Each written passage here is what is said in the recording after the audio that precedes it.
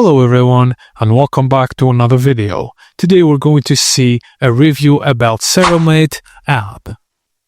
Settlemate markets itself as an app to help users track class action lawsuits, check eligibility and claim money from lawsuits they might not have known about. It uses subscription pricing. You pay to get access supposedly to lawsuit data, claim filing help, etc.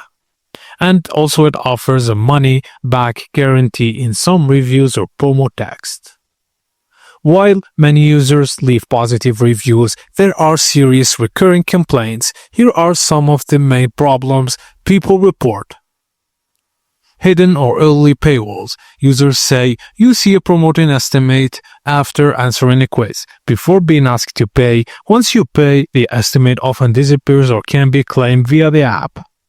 Some of the class actions suggested that already closed or no longer open, but the app shows them anyway. That means you can't actually file them.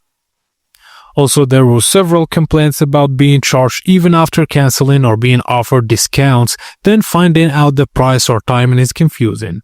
Some reviewers even says the app crashes, freezes, or has poor form entry interfaces like troublesome date inputs.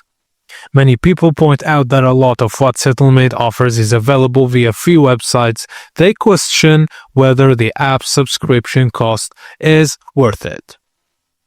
There are also signs that suggest Settlemate is a complete scam. It has some real functioning features. The company's website has privacy policy, terms of service, pricing, etc. In many legit apps, these are missing or very vague. It has a large number of ratings from 26k, and many users say they found legitimate settlements they hadn't known about. And Scam.advisor, Scam Advisor, Scam Eye Detector, and Scam Checking sites give it moderate trust scores. Not perfect, not high risk necessarily, but there are some concerns. So, Settlemate sits in a gray zone. It's probably not a straight fraud, but many of its features and business practices raise enough red flags that you should be cautious.